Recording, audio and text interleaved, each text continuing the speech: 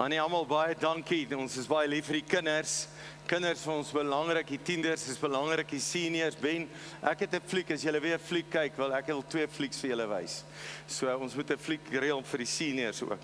Maar ons praat, maak jou Bybel oop by 2 plekke. En sit jou selfoon aan. As jy nie YouVersion het nie, moet jy YouVersion op jou Bybel kry, op jou selfoon kry, is baie belangrik. Ons het free wifi, jy kan dit aflaai na die diens. Maar ek wil hê 2 skrifte oopmaak, eintlik eers by 1 Tessalonisense 4, 1 Korintiërs 15, 2 plekke daar oopmaak waar ons gaan lees. Nou ons praat hierdie laaste maand, 2 maande praat ons oor hierdie kursus Ek is. Ons het vir elkeen 'n boekie gegee, daai Ek is, sê wie Jesus is. Hy kom vertel wat hy kom doen het en wat se impak dit in ons lewe het. En wat wonderlik is, jy kan nou nog 'n boekie kry, die video's gaan kyk, die dagstukkies gaan doen, al hierdie gaan doen. Maar vanmôre preek ek oor Jesus wat sê, ek is die opstanding en ek is die lewe. En dit is baie belangrik, ek is. Nou van die begin af, stry hulle of daar lewe na die dood is. Nou baie mense is bang om oor die dood te praat. En kan ek eerlik vir jou sê, ek wil ook nie oor die dood praat nie, want ek voel, die oomblik as ek oor die dood praat, maak ek iets los dat mense nou wil sê, nou kan ek maar doodgaan. Sê ek hou nie van 'n begrafnis, ek wil nie jy moet doodgaan nie. En ek wil hê jy moet lewe. En jy moet lewe en lewe en lewe. Sê vir jou langs aan, jy moet lewe. Lewe. Okay, ons lewe. Okay, maar ongelukkig, weet jy, sonde het gemaak dat daar dood in die lewe kom. En ons kan baie oor die dood praat, maar een ding wat ou moet weet toe in die dood is soos 'n deur wat ek oopmaak, van hierdie lewe na 'n ander lewe toe. Sien julle daai deure wat hier staan, sê maar daai deure daai kant, sien julle, wie van julle weet wat is in daai kamertjie agter daai deur? Kom ek vra, wie weet nie wat is agter daai kamertjie? Want jy was nog nooit daar nie, ek was al baie daar, ek kan daar wees. Ek weet wat daar is. Nou moet jy ook verstaan, Jesus sê, luister, ek gaan van hierdie lewe na 'n ander lewe. Dis wat met jou gaan gebeur. Hy kom van die hemel, hy wys vir ons, hy vertel vir ons. Maar by die dood moet jy 'n deur oopmaak na 'n ander lewe toe. En daarom kan ons na Jesus luister. En Jesus kom en hy sê, ek is die opstanding, ek is die lewe. Nou baie mense stry oor wat gebeur na die lewe. Nou vandag, in Jesus se tyd was dit 'n groter issue as vandag. Ek het in Jesus tyd die Fariseërs geglo daar's lewe na die dood en die Sadduseërs nie. En hulle kom eendag by Jesus en vra, Here, is daar lewe na die dood? Hy sê, julle dien aan 'n lewende God, hoe wil jy so iets vra? As jy 'n lewende God dien, is daar mos lewe na die dood. Ek gaan kyk toe, wat sê die Hindus, en wat sê die Boeddhiste, en wat sê Hare Krishna, en wat sê moslems. Die moslems glo dat jy moet werk, en jy moet al jou werke doen, en dan wag jy voor die poort van die hemel, dan dat God jou gaan oordeel. Jy moet genoeg mense doodmaak en staf doen, en dan wag jy weet nie of jy hemel toe gaan nie. Selfs met Boeddhisme, hulle weet nie of jy hemel toe gaan nie. Hare Krishna sê, jy is die een na die ander ene, dis wat oorgaan van jou. Nou ek wil vir jou sê, ek wil nie in 'n godsdiens wees waar ek nie weet of ek hemel toe gaan of nie. Ek wil nou weet dat ek hemel toe gaan. En ek gaan nou vir jou 'n paar skrifte lees. Maar interessant, die Hindus glo in dat jy eintlik net weet as iets anders. So hulle sê, eers is jy 'n hond op aarde. En as jy 'n hond doodgaan, dan word jy 'n kat. En van die kat af, dan word jy 'n vrou. Want jy sien die connection daar, né? Nou, ek is nou daar van mense, hulle sê, my vrou is 'n kat met 'n dik stert. Wat beteken dit? Sy is moeilik. Van daar af, as jy die vrou doodgaan, dan word sy 'n man. En as 'n man doodgaan, dan word hy 'n pastoor. Jy weet dan. So, jy kan nou glo wat jy wil, jy weet, maar jy kan nou reeds die ewige lewe hê. Johannes skryf, ek skryf vir julle dinge sodat julle kan weet dat jy die ewige lewe het. Jy moet nou geloof, sekerheid in jou lewe hê en weet my saak met die Here is reg. As jy saak met die Here nie reg is nie, dan is jy op 'n verkeerde plek. Jou verhouding met God moet reg wees. En nou praat Jesus by Lazarus wat sterf. Nou Lazarus gaan dood en hy sterf en Maria is ongelukkig, sê Here, as hy hier was en hy huil. Dis die plek waar hy huil, maar hoor wat sê hy? En Jesus sê vir haar, ek is. Almal sê 'n bietjie ek is. Ek is. Nou, net 'n oomblik daar. Jy moet besef, as God sê ek is, toe my vir Moses al vra, wie moet ek sê? Hy sê ek is. Toe Jesus in die Getsemane staan, en hulle kom om gevange te maak, te hou met 100 soldate, en hulle vra, wie soek jy? Toe sê, Jesus vra vir hulle, wie soek julle? Nee, ons soek Jesus van Nasaret. Hy sê ek is. Toe val hulle almal soos dooies neer. Die Bybel sê geritireer en agteroor geval. Want God het nie toegelaat dat jy my vat nie. Toe sê hy, laat hulle almal gaan. En dan kan julle my vat. Hy het sy lewe oorgegee, hy is nie vermoor nie. So jy moet verstaan, as God sê ek is, dan sê hy, ek is die opstanding en die lewe. Wie in my glo, sal lewe, het hy ook gesterwe. En elkeen wat lewe in my glo, sal nooit sterwe, tot in ewigheid nie. Glo jy dit? Glo jy dit, Gerard? Amen, glo jy dit? So hy sê, elkeen wat in my glo, sal nooit sterwe nie en tot in ewigheid lewe. Glo jy dit? En dis wat Jesus sê, omdat ek die opstanding en die lewe is, glo jy dit. Nou leer hy sy disippels, hy leer hulle oor die opstanding, want jy moet verstaan, hulle het nog nooit opstanding gesien nie. Hulle weet eintlik nie wat hier aangaan nie, en nou sê Jesus, en nadat hulle hom gegeesel het, hy praat oor sy eie dood, sal hulle hom doodmaak. Op die 3de dag sal hy egter weer opstaan. Hulle het egter niks hiervan verstaan nie. Hierdie verduideliking was vir hulle verberg, en hulle het nie begryp wat hy sê nie. Want jy moet onthou, hulle het nog nooit gesien dat iemand uit die dood uit opstaan nie. Ek het dit ook nog nooit gesien nie, maar ek glo die skrifte. Toe Jesus kom, toe het hy mense uit die dood uit opgewek. 'n Goeie voorbeeld, hy kom in 'n dorpie, en hier gaan hulle uit die dorp uit, 'n weduwee, haar enigste seun. Hy kry 'n jammer, hy vat in die kus, en daar staan die seun op. Hy het mense opgewek.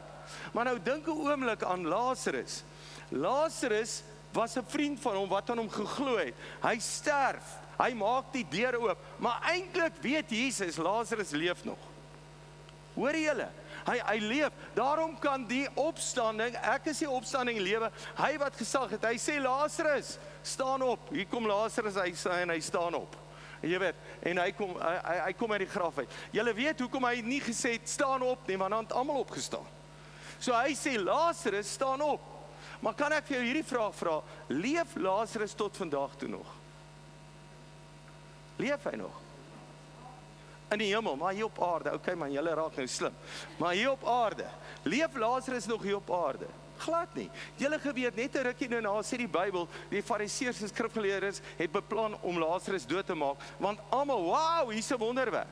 Dink 'n oomblik, as Lazarus tot vandag toe geleef het ons almal hom as 'n God gemaak, dan sit hy daar in Rome.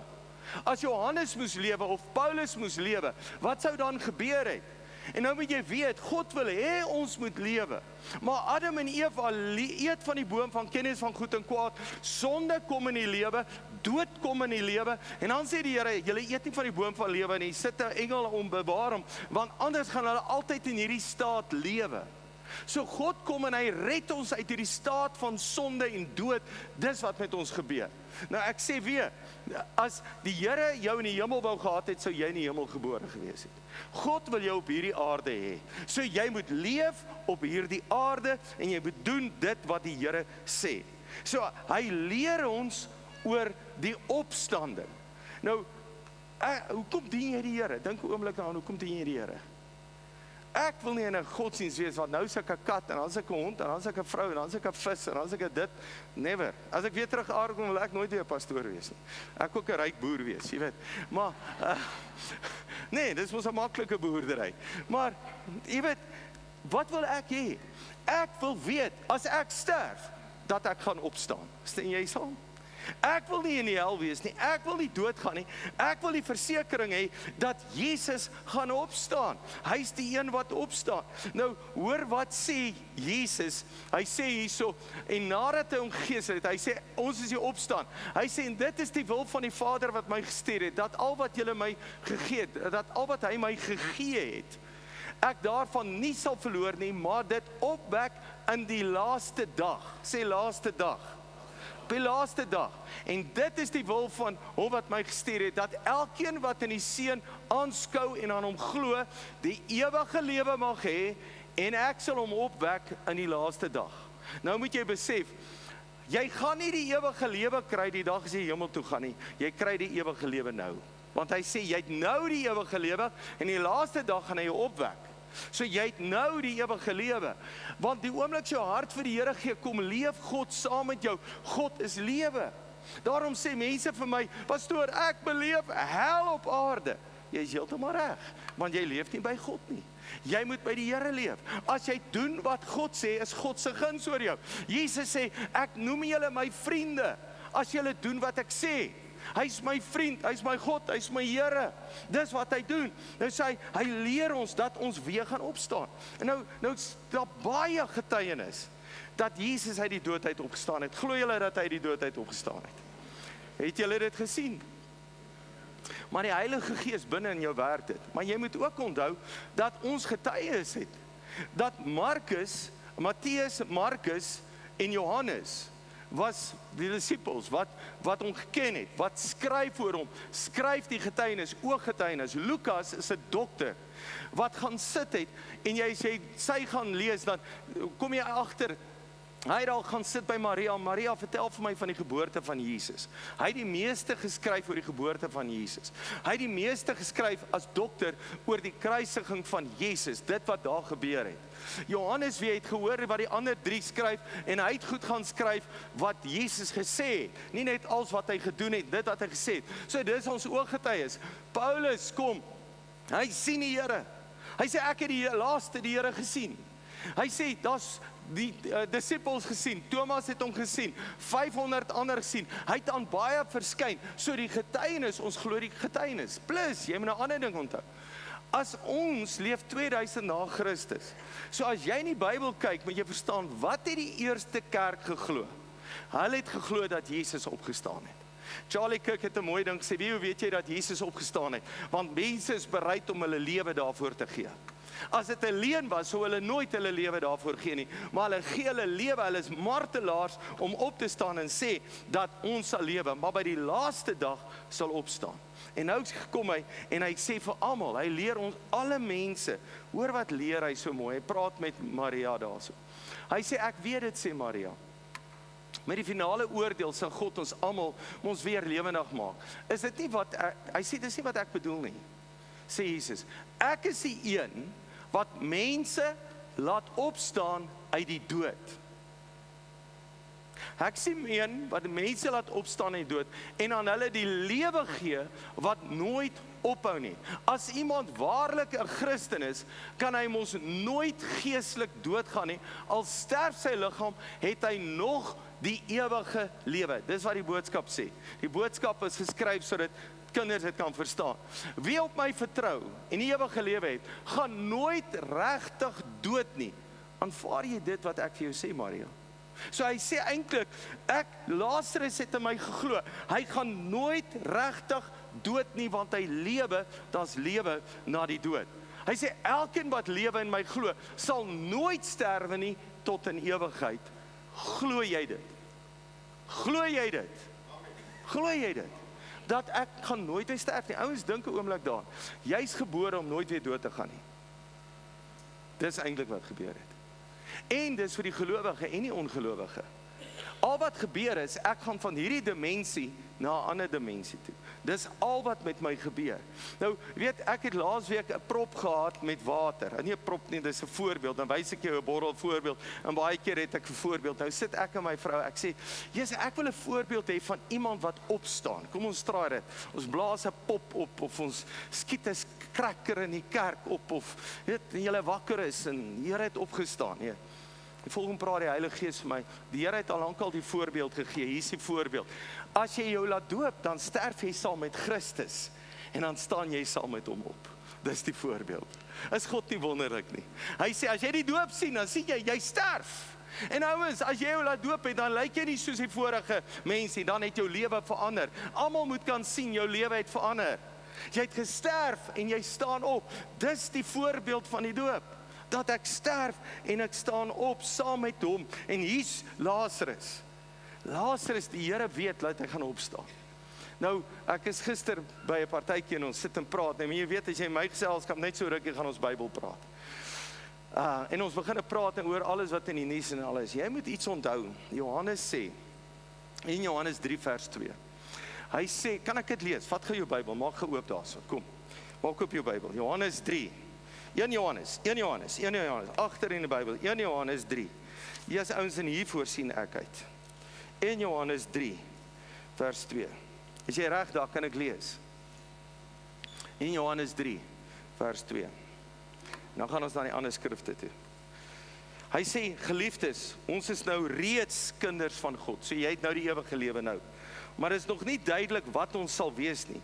Wat ons wel weet is, dat ons net soos hy sal wees wanneer hy verskyn.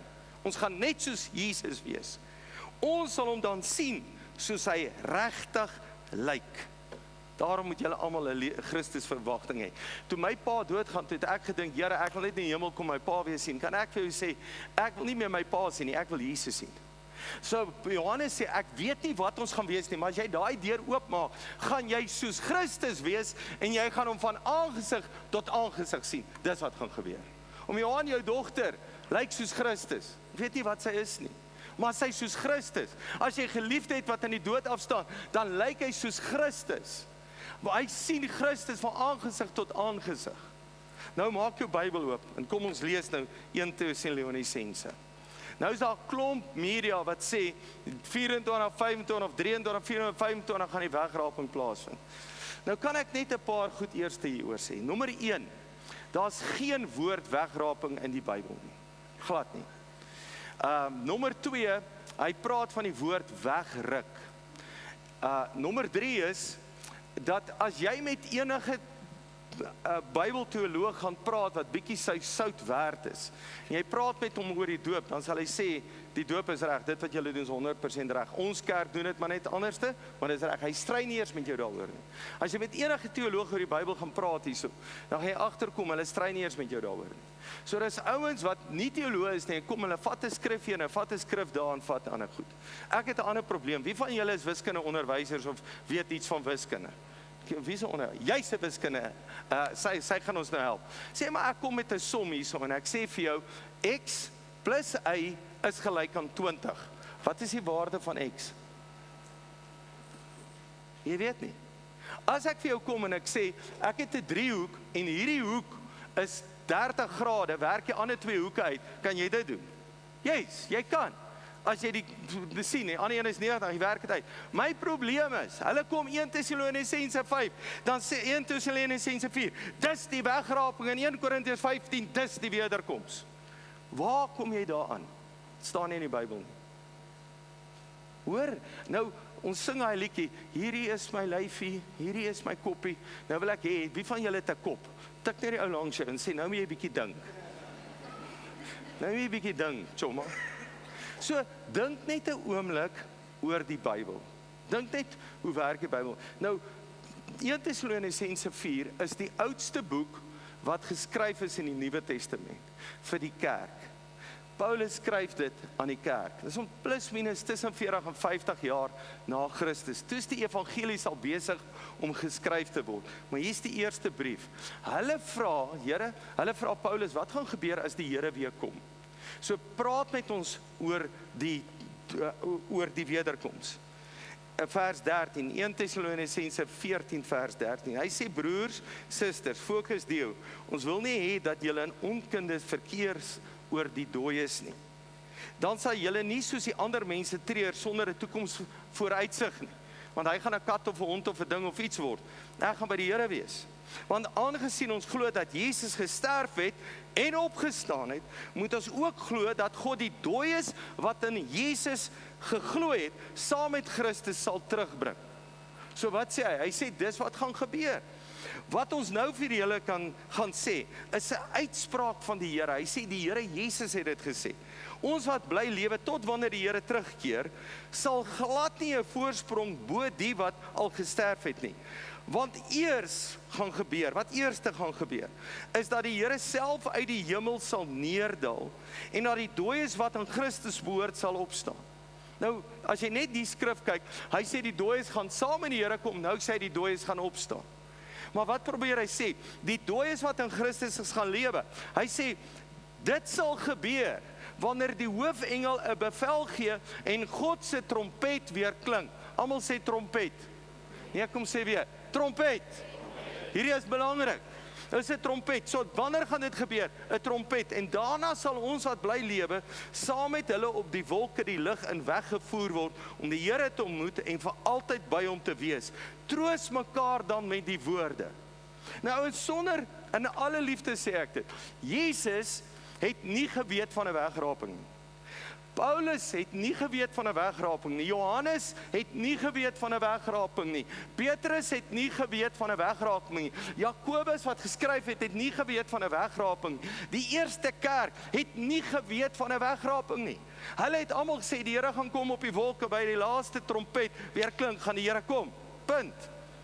Nou vra jy vir my, maar waar kom hierdie ouens wat oor wegraping en staf en goeters vandaan kom? Hulle gehaal skrifte uit die Ou Testament uit. En nou het Jesus, hy sê, luister, die profete en die psalms het almal, die wet en die profete, die boeke wat hulle gehad het almal geprofeteer net tot by Johannes die Doper. So Johannes die Doper gaan oor Jesus. As jy wil weet wat het gebeur by die kruisiging, dan gaan lees jy Daniël. Dis my mening. Want Jesus trek 'n streep in die sand. Hy sê, luister, van hier af gaan ons vorentoe. So nou praat hy oor die kerk. Hy sê, luister, ons gaan. So wat is belangrik wat ons as kerk moet weet? As jy sterf, maak jy 'n deur oop. As jy in Christus is, verander jy soos Christus. Jy lyk soos Christus, jy gaan nooit weer sterf nie. Jy gaan altyd by die Here wees. Hoor nou 1 Korintiërs 15, blaai na 1 Korintiërs 15. Jy kan weer die preek na die tyd gaan kyk. Iemand sê vir my, Jesus, ons sal weer moet kyk. Sê, jy moet maar weer kyk. Nou, 1 Korintiërs 15 moet jy gaan lees, die hele hoofstuk vandag. Want hy praat op 'n kol, sê iemand vra, hoe sal die dooies wees wanneer hulle opgewek is, vers 35. Hy sê, wat is soort? Hy sê, jou onverstandige mens. Die Engels sê, jou foolish. Die een sê, dis nou 'n dom vraag. Jy weet, dis wat hy sê. Maar vers 50, wat wil ek sê, broers en susters? Is dat 'n gewone mens van vlees en bloed nie net so aan die koninkryk van God kan deel kry nie. Ek kan nie deel kry aan die koninkryk van die Here, my vlees en bloed nie. Wat verganklik is, kan nie deel kry aan die onverganklikheid nie. Hy sê, ek wil in julle diep waarheid vertel wat God aan ons bekend gemaak het. Hoor jy wat hy vir Tessalonisense skryf, nou sê hy dieselfde. Dit is dat ons nie almal sal sterf nie. Nou Paulus het gedink, hy gaan dalk nog die koms van die Here sien. Dalk gaan nie almal van julle sterf nie, ek weet nie. Hy sê, dat ons nie almal sal sterf nie, maar ons sal almal verander word. Dit sal dadelik, ja, in 'n oogwink gebeur, wanneer die laaste trompet weer klink. Almal sê trompet. So wat moet gebeur? Daar moet 'n trompet wees. Nou sê hulle vir my, nee, maar vandag is daar televisie, as die Here kom, en hy sit sy voet op Olyfberg, gaan Israel met 'n televisie uitsaai, en almal in die hele wêreld gaan dit sien. Kan ek net in alle liefde vir jou sê, hulle maak God af as 'n mens. As die Here weer kom, kom hy nie as 'n babatjie, dan kom hy as die lewende God. Dan kom hy. Dan gaan hy almal sien. Nou maar daai dag sê hy, die engele gaan hulle bymekaar maak. Hulle gaan uitskreeu, sê berge val op ons, want jy gaan die heerlikheid van God sien. Dan kom hulle en sê, maar die Here gaan nou vir 1000 jaar regeer in Jerusalem. Dink nou vir 'n oomblik, gebruik nou 'n bietjie jou verstand. So hy gaan staatsbesoek van Trump en Trump gaan sit met sy dik bek al langs hom sit. Dink 'n oomblik aan. Nee, maar ons gaan nou fight en hy gaan nou onderhandel. Putin, jy skiet ou weer ietsie nie en nou gaan hy regeer. Luister, dis ouens wat nie weet wat ons vandag het nie. Dis ouens wat probeer skryf. En hy sê die Here kom weer. As hy kom, is dit verby. As hy kom, gaan hy regeer. Gister sê vir my, hy wil net iets vra, pastoor. As ons nou in die hemel kom, gaan ons nou die hele tyd koor sing, want hy wil nou nie koor sing die hele tyd nie. Sê my nie worry, ek ook nie. Ek wil nie koor sing die hele tyd nie. Die Bybel sê, ons gaan saam met hom regeer, ons gaan soos hy wees. Nou, ek gaan nie my Johan Brits teologie uithaal van die kanse af nie, maar ek het 'n teorie daaroor, maar dit staan nie in die Bybel nie. Ek wil nie goed sê in die Bybel wat nie daar is nie. Dit staan nie daar nie. Okay, maar kom ons lees verder. Nou sê hy so, ek wil hier julle diep geheimenis, ons sal almal verander. Dit sal gebeur by die laaste trompet weer klink. Want as die trompet sy klank laat hoor, sal die dooies met onverganklike liggame opgewek word. En dan sal ons ook verander word. Want ons verganklike aardse liggaam moet in 'n hemelse liggaam omskep word wat nooit sal sterf nie. Hy sê, wanneer dit gebeur, wanneer ons verganklike aardse liggame en hemelse liggame omskep word, wat nooit sal sterf nie, dan uiteindelik sal die skrifwoord waar word. Die dood is totaal oorwin. God het alles oorwin, maar die dood sit nog daar. So, die dood is daar, want dit is heeltemal oorwin. O dood, waar is jou oorwinning? Dood, wat het van jou angel geword? Want hy is soos 'n angel wat ons steek en wat ons doodmaak en seer maak. Dis nie God wat doodmaak nie, dis sonde wat dood in die wêreld gebring het. Want sonde is die angel wat die dood veroorsaak. Onderstreep dit. Dis nie die Here wat jou geliefde kom haal nie. Die Here maak dat hy 'n ewige lewe het, maar dis die sonde is die angel van die dood wat die dood veroorsaak. En dit is die wet wat aan die sonde sy slaankrag gee. Aan God kom ons dank toe. Hy wat aan ons die oorwinning oor die sonde en die dood gee deur Jesus Christus ons Here. Nou as jy vanmôre vir my sê, pastoor, ek sit met 'n sonde en ek kan nie dit oorwin nie, dan is jy nie onder Christus nie. Want hy sê hy gee oorwinning oor die sonde. Ek bid baie keer, dan sê ek, Here, bewaar my van sonde. Here, gee my oorwinning oor sonde. Want as hy wat jou oorwinning oor die sonde en die dood gee. Weet jy, kom ek vertel jou 'n storie wat die waarheid is. Louis Smith is 'n jong dokter hier in die 90's. In ons vorige gemeente, hy word 'n dokter, hy maak 'n praktyk by East Rand Mall oop. Ek weet nie of julle East Rand Mall ken, daai tyd nog klein was. Daar by die ingang is sy spreekkamer. Hy vertel, hy sit eendag en die Pick n Pay hardloop kom help hom, sê dokter kom help, hier's 'n oom wat 'n hartaanval gekry het. Hy kom by die til, hier lê die oom, by die til lê hy. Hy sê en hulle begin massages en dan goed en hy spuit die dokter aan iets, ek weet nie wat hy spuit nie. En wop, is die oom wakker. Raai wat sy eerste woorde, hy sê, wat het jy nou gedoen? Ek was by die Here gewees. Hoor wat gebeur? Ek was by die Here gewees. Weet jy, my pa sterf, my broer sit hier, wat baie snaaks, my pa is in sy slaap dood, ons is 4 broers. Dani kom eerste, hy sê oudste, toe kom ek daar, toe kom my broer jonger, en kom my jongste een daar, dit was baie snaaks, elkeen tyd. Toe ek by my pa se kamer instap, daar waar hy lê, nou net 'n oomblik alleen saam my pa, instap, hoor ek duidelik, hy het nog altyd in jou geglo. Ek weet nie of dit 'n engel was, of die Heilige Gees was, of my pa was nie, ek weet nie. Maar op hy oomblik, hy het nog nooit vir my gesê nie. Hy het nog altyd in jou geglo. Jy moet weet, as iemand sterf, is God daar. Daar gebeur geestelike stap wat gebeur. Dis wat daar gebeur. Nou moenie doodgaan nie, die Here wil jy op aarde hê. Maar hoor, as daar gebeur iets, ons verander, daar gebeur 'n verandering. Okay, kom ons blaai na Matteus 24 toe.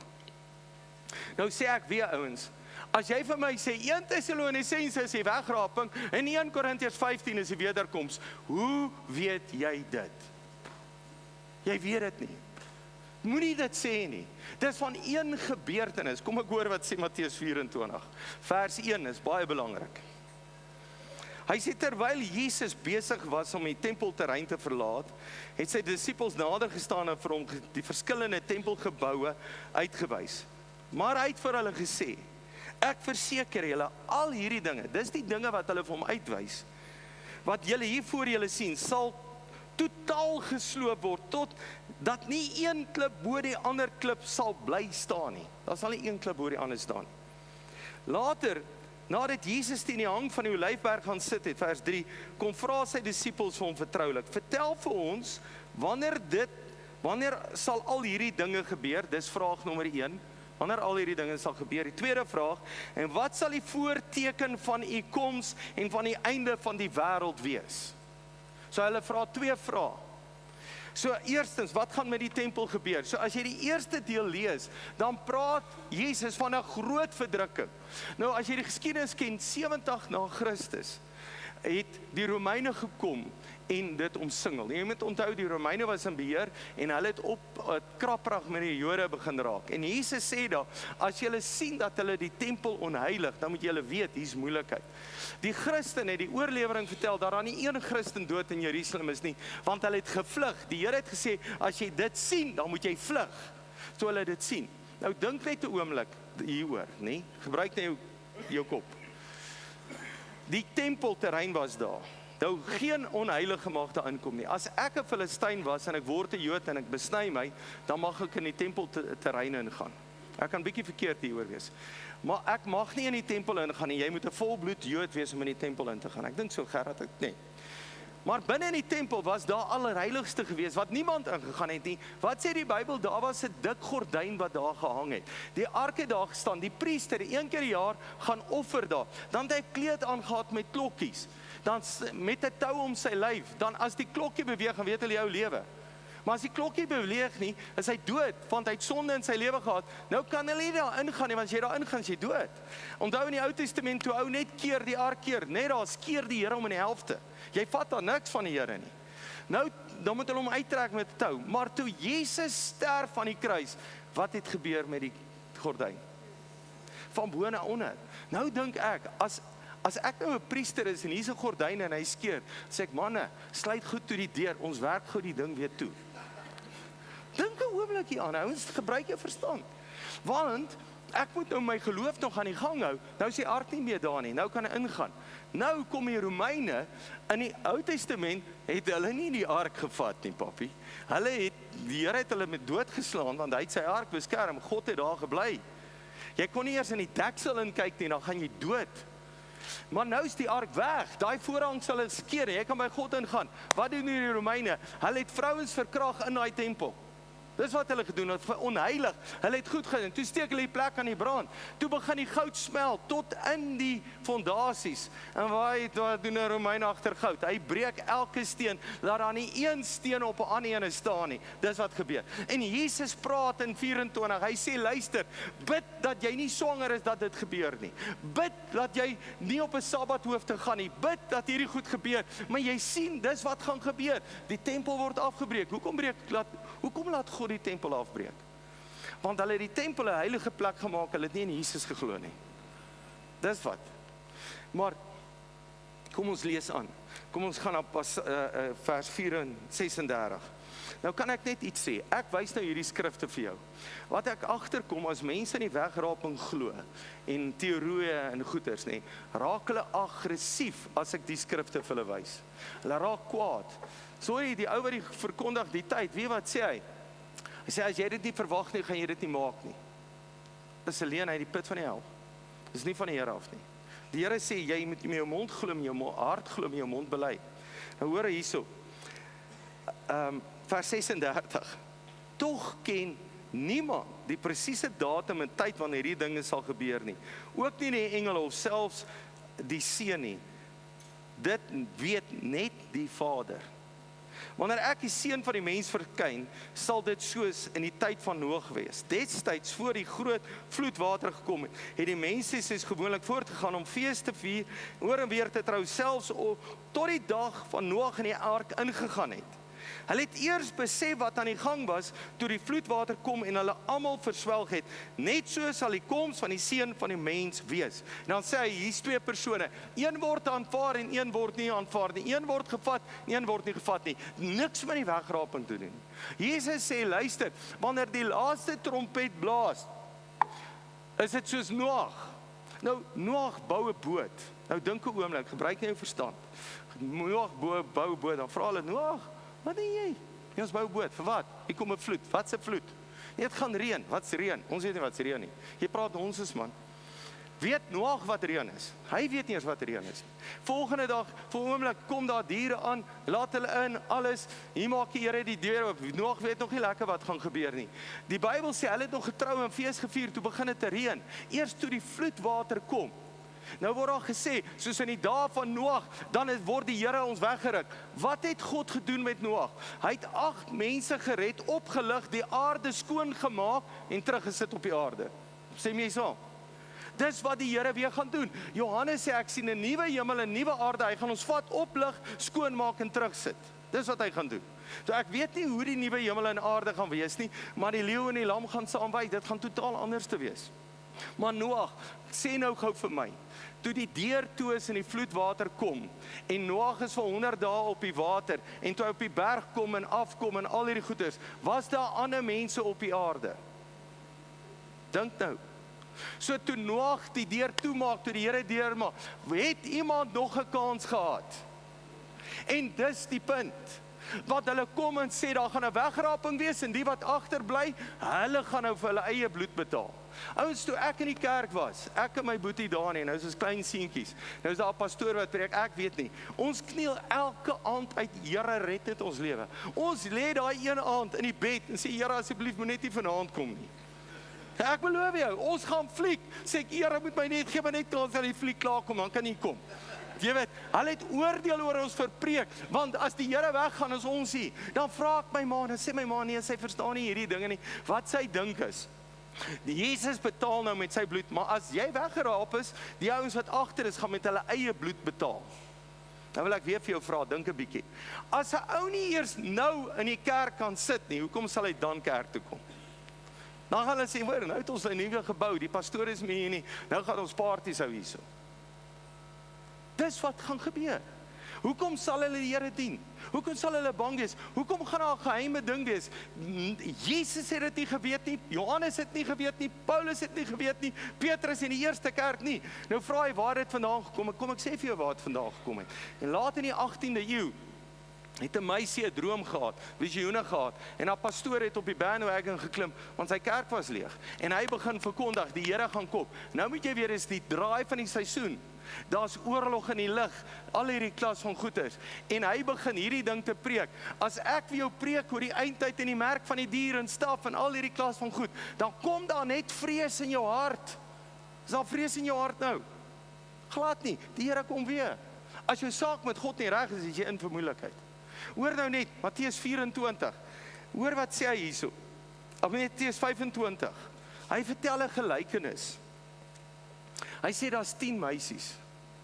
Nou ek het vir jare al die probleem gehad. 5 was verstandig, 5 was onverstandig. 5 het genoeg olie gehad, 5 nie genoeg olie nie. Dan begin die kerk preek oor die olie. Die olie is die Heilige Gees en die olie is dit en die olie is dit. Waar staan dit in die Bybel? Hy sê vir my X en Y is gelyk aan 20, dis wat dit is. Nou preek jy daaroor. Jesus, ons mis die punt. Die opdrag is ontmoet die bruidegom. Ek en jy die opdrag ontmoet die bruidegom. Al 10 raak in die slaap, in die middel van die nag geroep, staan op, word wakker! Die bruidegom is hier. En nou staan hulle almal op. Nou sê die dwaases vir die ander, hoor, ons het nie genoeg olie nie. En die wyses, ek weet nie of hulle so wys was nie, en sê, gaan koop vir julle olie. Nou kan ek vir jou vra, kan jy die Heilige Gees koop? Kan jy, Gerard? Hoekom sal die olie dan die Heilige Gees wees? Wat is die fout? Hulle het besig geraak met koop en koop. Broers en susters, hoor my baie mooi vandag. Vandag se lewe se mense, ek is so besig. Pastoor, ek is so besig. Besig het 'n status simbool geword. Tot die pensionaris sê hy is besig. Ek weet nie eens met wat nie, maar hy is besig. Jy weet, hulle is besig met iets. Besig word het 'n groot ding geword. Ons kan nie kerk toe gaan nie. Ons kan nie die Here dien nie. Besigheid groot geword. En kom ons mekaar nou mooi verstaan. Hier's net, ek vat hom as 'n voorbeeld. Hy's in 'n kerk, hy's kwaad. Hy sê ek sit by die huis, ons dien die Here by die huis. Nou sê hy vir my, daar by die huis sit hulle in Bybel lees en bid. 'n Maand, toe sê die Heilige Gees vir hom, gaan soek 'n kerk. Want as jy werklik die Here by die huis dien, dan lees jy Bybel en jy bid. Hulle dink hulle dien die Here by die huis, maar hulle lees nie Bybel nie en hulle bid nie.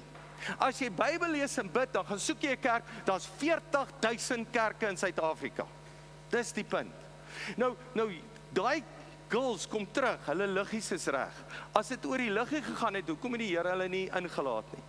Nou klop hulle aan die deur. Ken julle die skrif? Wat sê hy? Gaan weg van my, ek ken jou nie. Hy sê, gaan weg van my, ek het jou nooit ontmoet nie. Dis wat gebeur. Sê maar, ek het nou so half moeilikheid, nou bel ek een van julle. Sê maar, ek bel vir Andre, Jesus, want hier by die huis, het jy slaapplek vanaand vir my? Sê, ja Johan, ek ken van vrouens, kom slaap hier by my. Sy vrou gaan sê, hy gaan net een aand hier slaap, gaan hy terug aan sy vrou toe, jy weet.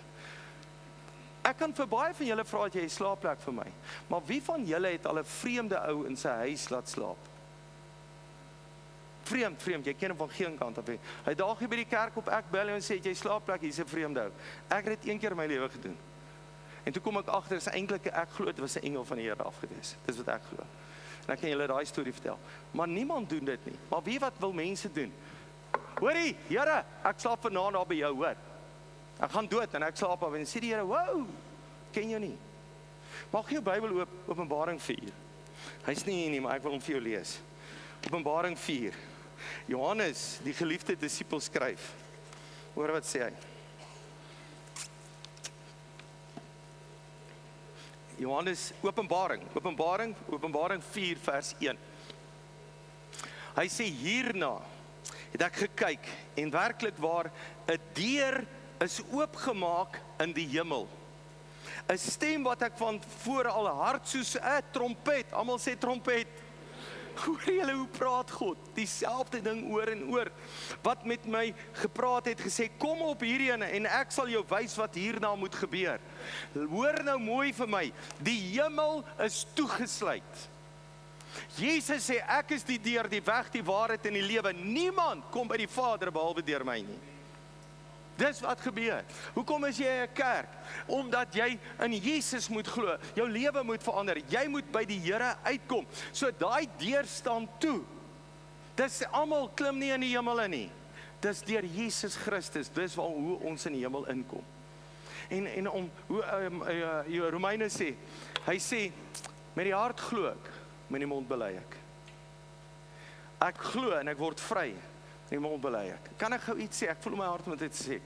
Wie kom hou ons Mighty Men en hierdie gemeente klim in by Mighty Men. Ons gaan vleis braai en ons gaan die musiek betaal en alles. Hoekom? Sodat iemand sy hart vir die Here kan gee. Sy lewe met die Here kan regmaak. Manne, ek vra vir jou, wees daar, 31 Oktober. Jy moet daar wees. Ek is daar, dan is jy ook daar. En ek sal seker maak dat ek net my saak doen, my saak met die Here reg. Maar ek het geloofsekerheid. Maar luister mooi. Jy moet die Here dien. Want die Here gaan kom. Hy gaan definitief weer kom. Wanneer, weet net die Vader, nie ons nie. My hartseer is, as ons goed in die Bybel verkondig wat die Bybel nie sê nie, maak ons die Bybel sleg. Ons maak die Bybel swak. Ons maak die Bybel nie die waarheid nie. En wat vandag gebeur is, as jy vir jou kind goeders verkondig, jou kind word groot, hy's nie dom nie. Hy sê, kom ons skies tog, ek wil niemand se voete tone trap nie. Ons vat die doop, is 'n eenvoudige voorbeeld. As jy kom en sê, nee, jy's klein doop, dis dieselfde doop, jy's gedoop. Jou kind word groot, hy's nie dom nie, man. Dan sê pa, jy het vir my gelieg, jy het nie die waarheid verkondig nie. Jy moet die waarheid verkondig. Sê maar, daar's 'n wegraping, die Bybel praat nie van 'n wegraping nie. Ons is nou in die laaste dae. Op die laaste dag sal God ons opwek. En ek sien uit daarna, ek weet nie hoe dit gaan wees nie. Gaan lees 1 Korintiërs 15. Hy sê soos wat daar 'n aardse liggaam is, daar hemelse liggaam. Dis wat gebeur. Jy weet daai oom wat, hy kom in die hemel, en hy's daar in die hemel, en na so 10 jaar is die tannie dood, en die tannie kom daar, en sy soek die oom, sy kry nie die oom nie, maar hy is net weg. En sy gaan na die Here en sê, sy vra vir die engel, maar dit verstaan nie, hy het die oom in die Here gedien in die hemel, hy sê nie, hy is hier, so soek nog. Sy soek nader aan kruis om na lang ruk, kruip hy weg agter 'n boom. Sê, wat maak jy? Hy sê, ek het gesê, ek is saam met jou tot die dood ons skei, nie weer nie. Kyk hy weg. Luister. Hoekom sê die Here gaan ons nie weer trou nie? Want daar gaan nie voorplanting wees nie. Ons gaan anders wees. Ons gaan saam met hom regeer. Ons gaan soos Christus wees. Daar's nie 'n geheime wegraping nie. Jy moet verkondig en sê die Here gaan kom. Ek en my pa het altyd sê, jy weet wat jy nou is, jy weet nie wat jy net is nie. My vraag is jy seker dat jy nou sterf, dat jy by die Here is? By God is. Dit moet jy weet. Nou, ons spreek vanmôre, hy is die opstanding in die lewe. En ek vra vir die Here, vir wie moet ek bid? Hy is die een. Hy het baie keer vir mense gesê, staan op, vat jou bed en loop. Hy het vir Peter gesê, klim in die boot, kom, laat jy loop. Is dit nie so nie? 'n Dooie opwek, staan op. God kan met jou praat en sê, staan op in jou huwelik. Staan op in jou besigheid. Staan op in jou gesondheid. Staan op. Maar jy kan net opstaan as jy vir die Here luister. As jy nie vir die Here luister nie, kan jy nie opstaan nie. Sê maar, hy sê vir die ou by die bad van Bethesda, staan op. En die Here, ek wil nog 'n bietjie lê, volgende week sal ek opstaan. Sal dit werk? Net daar staan jy op. Ouens, kan ek vir jou sê, as God met jou praat, dan doen jy wat die Here sê. Dadelik, jy wag nie. Doen wat die Here sê. Doen wat God sê. Amen. So kom ons sluit ons so, net daar waar jy is. As jy vanmôre sê, Here, kom staan op in my lewe. my huwelik, my besigheid, my finansies, my gesondheid, wat dit ook al is. Ek wil saam jou bid, wanneer jy oomblik jou hand opsteek. En sê, Here, kom staan op in my lewe. Kom staan op in my lewe. Here, as U is die opstanding in die lewe, U kan weer huwelik red, U kan weer besigheid red, U kan gesondheid red, U kan verhoudings red, U kan baie goeders doen. Here, ek bid vanmôre vir elkeen wat die hand opsteek. Here, U is die opstanding en U is die lewe en ek bid, Here, dat daar opstanding in hulle lewe sal wees, dat hulle sal lewe. U wil hê hulle moet lewe. Hulle moet lewe, hulle moet lewe. Here, ek bid in die naam van Jesus, dat hulle sal lewe en die lewe van God oor hulle sal wees. Dankie Jesus, ons sien die dag uit dat U kom. En ons sien die dag uit dat ons by U gaan wees. Here, wanneer ek voor U staan, dat U sê, goeie en getroue diensknegt. Here, ek wil 'n goeie diensknegt wees. Here, help ons, bewaar ons. Bewaar ons. Terwyl elke oog gesluit is. As jy vanmôre hier sit en sê, Johan, ek weet nie of my saak met die Here reg is nie. Ek weet nie of ek daai deur gaan oopmaak nie. Ek weet nie. Wie nie oomblik jou hand opsteek dat ek saam met jou bid. As jy daar sit, dan sê jy, Here, ek erken dat ek 'n sondaar is, dat U gekom het en het my sonde weggevat, U het gesterf en het opgestaan en sit aan die regterhand van die Vader. Ek glo dit. So nou daar in jou hart sê jy, ek glo dit. Ek glo dit. Here, U ken elkeen wat dit sê, U ken die diepte van hulle hart, hulle kan vir U niks wegsteek, en vanmôre sê, dis wat ek glo. Dankie Here dat U hulle red, dankie dat U hulle nuut maak, dankie Here dat wanneer U kom, dan red ons van die dood, U red ons, U vat ons weg. Dankie Here vir U lewe. In die naam van Jesus, amen. Kan ek vir elkeen van julle vra, jy wat gesê het, ek is nie seker nie, maak seker, gaan vertel vir 3 mense, want jy moet onthou, met die hart glo jy, met die mond bely ons. So jy moet gaan bely, ek glo dat Jesus lewe, ek glo dat hy God is. Sê jy dit glo? Ek is 'n bietjie lank gepreek. Okay, sorry. Okay, jy moet dit glo. Kan ek vir julle nog een storieetjie vertel?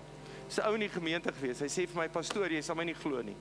Hy sê, ek is in Pick n Pay, ons bly in Kreersdorp of ergens, en in die ding kry ek 'n hartaanval. My vrou is daar in die gange, en ek sê vir haar, ek wag, ek voel nie lekker nie, ek kry 'n hartaanval, en ek sterf net daar. Hulle het my dood verklaar daar. Na 40 minute kom 'n dokter daar, hy sê, of 'n paramedic of iets, hy gee my een kans.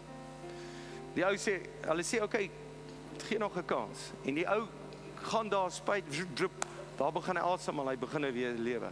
Hy sê, toe hy daar wakker word, skreeu hy net.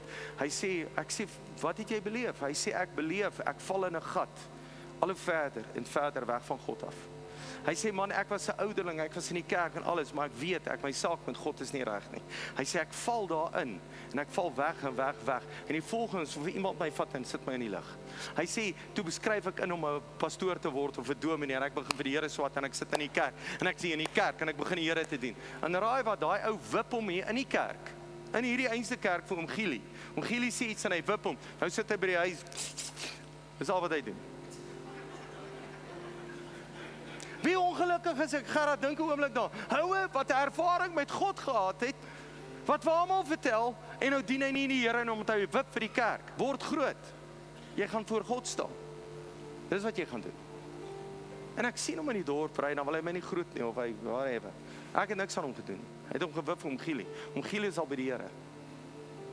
Dan vra ek vir jou, dien die Here, op die pad van die Here. Amen. Ek sê julle baie lief, ek wil nie met veroordeling preek nie, ek hoop nie iemand voel veroordeel nie. Maar jy moet weet wat die waarheid is. Ek gaan vir jou reguit sê. Amen. Dankie vir julle, julle is 'n blessing. Kom ons gaan die offerande opneem. En ek wil hê ons gaan die offerande opneem. Dankie vir jou wat op YouTube was. Dankie, jy's 'n great blessing.